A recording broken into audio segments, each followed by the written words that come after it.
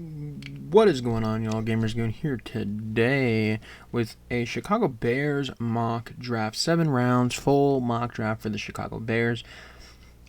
Now, I decided, hey, I just got done watching WrestleMania about an hour ago. I got some time tonight. Let's get some of these draft content videos done with.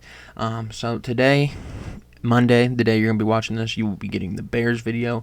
Tomorrow, you're going to be getting a mock draft 1.0 type of thing. We are going to, on Wednesday, we are going to break down some of the the guys that I think might slide a little bit in this draft, some sleeper pickups for teams looking for day 2, day 3 pickups, guys that might be going a little bit under the radar, and then not day 4, on Thursday, the day of the draft morning, I'm going to be posting my final mock draft. But let's get started with the Chicago Bears. This is the only Bears one we are going to do. I'm going to explain it or walk you through kind of my thought process with these picks. We're gonna look at some of these. I'm not gonna make any trades here when it comes to the Bears. Definitely trading up and trading down is definitely on the table. It depends kind of what happens here at the top. If Abdul Carter's there at 3, I could see us trading up. We might trade up here to 5 to get Ashton Jeanty. But I'm just going off of this. So don't come at me and be like, well, this is unrealistic. I am doing it as the board gives me. I'm not trading any picks. I'm not doing anything like that for the Chicago Bears here. Obviously, running back, big need. I know there's some people that might be in the Marion Hampton camp. If you are a Chicago Bears fan, probably not at 10. Probably would have to be a trade down situation. The tackles, Mimbu and Campbell would be the 2 here. I don't see Simmons, Banks, Gray Zabel. I think will have some sneaky upside here in this draft. I think he might go earlier than Banks and Simmons, but not for us. I don't see him being our pick. Safety, you're definitely going to have to watch out for. More specifically, Malachi Starks, definitely watch out for him. Xavier Watts in the second round, potentially. Nick Omanwori, somebody that might slide into the first round. But for me here, the way the board is, you're looking at edge and you're looking at defensive tackle.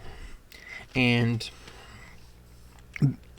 simply put, character concerns, you're crossing Mike Green off the board if you're the Bears.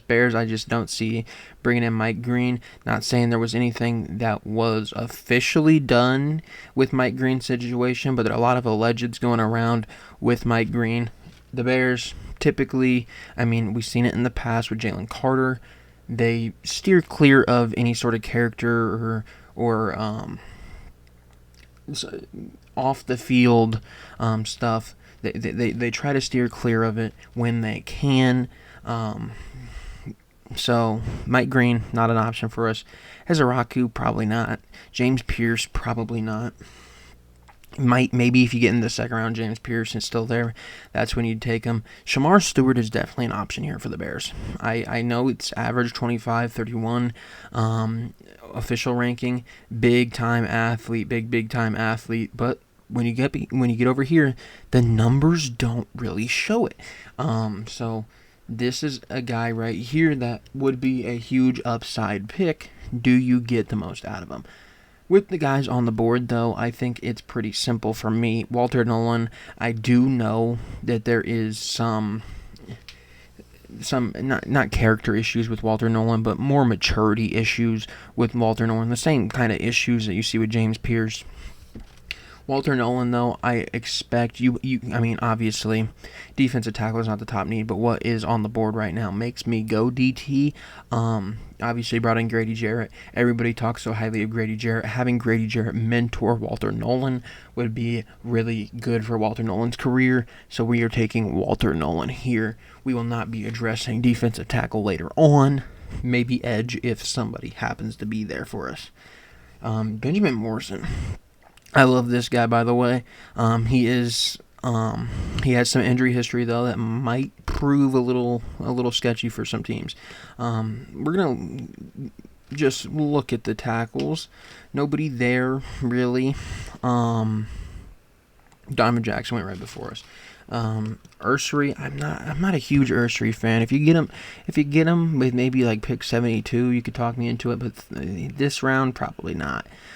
So here, I think you're probably looking at a running back. The way this board's fallen, TreVeyon Henderson is on the board. TreVeyon Henderson, I have heard a little bit of buzz that he potentially will be going round 1.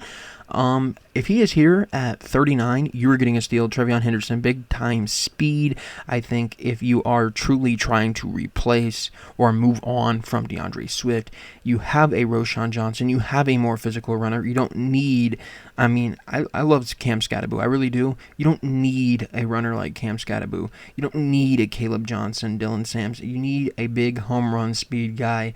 TreVeyon Henderson fits that. That is what I'm a big fan of TreVeyon. I'm a really big fan of TreVeyon. He's one of my favorite running backs in this class. He might be over Amarion Hampton in terms of my favorite, but obviously Genty's one. Genty should be. If Genty's not your favorite running back, you're just a hater. Let's be honest. But TreVeyon Henderson, I hated playing against him because obviously Oregon and Illinois, more so Oregon. I hated playing against TreVeyon Henderson because there were some times where he made us look a little bad. TreVeyon Henderson, though, a really elite talent. I personally think that if you don't have a Genty in this class, there's a true debate on one of those two, Amarion Hampton and TreVeyon Henderson, who is getting drafted first. And maybe TreVeyon actually still does get drafted above Amarion Hampton. But the way this board fell, TreVeyon Henderson's there, so we're gonna go with it. Safety still available. Xavier Watts, you're looking at. Wow, Nick Manwari off the board. Who took Nick Manwari? The Jaguar. That is kind of a Jaguars pick. I'll give it to him. Xavier Watts, definitely an option. We're not too in love with any of those guys there. Edge, I'm gonna try to be a little cheap and maybe get Jack Sawyer with 72. I probably will come back to bite us, but I do like Josiah Stewart. I do like JT. I do like Princely. I don't like any of them here though. I don't want to invest this pick in them. We are going to go get Xavier Watts here, and we have our safety need filled up. So we'll see if we do get lucky and get one of those guys there on the edge. Kevin Winston's still there. Not too... Jordan Burch, obviously I watched him play at Oregon. You're going to look at his numbers. Pretty impressive. 10 sacks last year.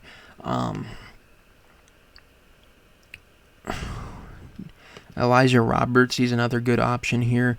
Really good last 2 years, 21 sacks between the 2 years. What would the Bears do, right? What would the Bears do? 6'4", it kind of seems like a Bears type of pick. Jordan Burch would be my other option here. 6'6", ooh. The Bears already did it with Noah Sewell before. They like that Oregon pipeline. Jordan Burch, just a really good edge rusher. We're gonna pair him along with Montez Sweat. A little bit of bias there because I got to see a lot of Jordan Burch over the last 2 years at Oregon. But hey, really good player to pair opposite of Montez Sweat. All right, so our picks so far, we went DT, edge, safety, running back. I do think Bears might be in, like, I'm not trading, but if you look here, Rome, DJ Moore, Tyler Scott, Torrey, there's a few other receivers we brought in. No big names though, really. And I don't have my phone's on the charger, so I can't even pull it up. But if you're looking at the Bears, right? Also, I would love Pat Bryant. I really would. I'm going to stay clear here because I think the Bears would be drafting somebody that can go into the slot. My guy here is not there, I don't believe. Tez Johnson not there. If Tez Johnson does slide, though, I will let you know. Tez Johnson would be my pick because I think he's the perfect slot. DJ Moore, realistically, you're paying DJ Moore as a receiver one. You don't want him taking the hits of a slot receiver. Then obviously Rome Odunze, he can also play some slot, but you didn't draft him in the first round to be a slot receiver. You probably want somebody that can come in there and really run the slot. And I'm not necessarily saying that they don't have a Tyler Scott on roster. I believe they brought in the one Washington guy, Olakitis. I think that's how you pronounce his name. I think they brought in him. You get a chance here to get a guy in Isaac Tesla, who is kind of like a jumbo slot. I mean, 6'4", but if you look at his analysis, okay, it's not going to show me in the analysis. Yeah, but big slot option with developmental upside. It's more of a situation where we're going to have to sit back and be a little patient. Maybe it'll be like Tyler Scott, where you start using him later in the season and maybe you'll be more effective. I don't think you're looking at the big-time players like a Pat Bryant. By the way, this guy could be a steal. Really great route runner, really good hands there with Pat Bryant. Mumfield, I also like. Dante Thornton, if you want a burner. But Isaac Tesla, I like the idea of a jumbo slot. All right, so our last two picks, we're probably looking to maybe boost up the corners and maybe look for a linebacker. That's probably my two thoughts here. Or maybe, unless there's an offensive lineman that shouldn't be there, we will look at the offensive lineman just to make sure. Nobody here. I do like Xavier Truce. I'm a big Xavier Truce guy. We'll go him maybe at the 240. Let's gander a little bit though at maybe the corners. Justin Whaley, Bilal Kone. Also, Jabbar Muhammad. You're gonna read this, guys. I'm gonna make you guys read him. Read this with me. Inconsistent footwork, route recognition can leave him playing catch up in the zone coverage, limiting his scheme outlook, primarily bump and run.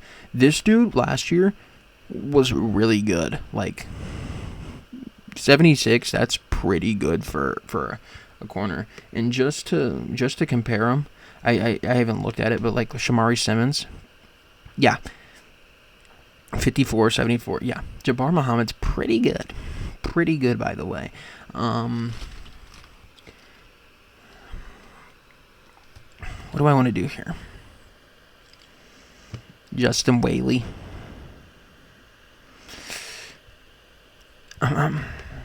See, what I'm looking for, though, is kind of not necessarily anybody that's going to come in and steal a spot, right? I'm looking for a big corner to potentially rival Tyreek Stevenson, and Bilal Kone could be that guy. Zaw Frazier could be that guy. And I think I might lean Zaw Frazier. Big year last year. Not much experience there, so you are going in a little bit with some questions. Nico Reed, also a guy I got to watch. Shout out to him. Got the game-winning interception in the Penn State game. Yeah, I think we're gonna go with Zaw Frazier here. We're gonna go Zaw Frazier. I don't think there's gonna be any linebackers I love here. Shamar James, Medrano. Yeah, nobody really I'm a big fan of. So I am just going to cap it off, kind of a boring cap off. The Bears are probably going to draft an offensive lineman at some point. Get a guy that can kind of be a swing player. You can get him at the guard a little bit. You can get him at the tackle.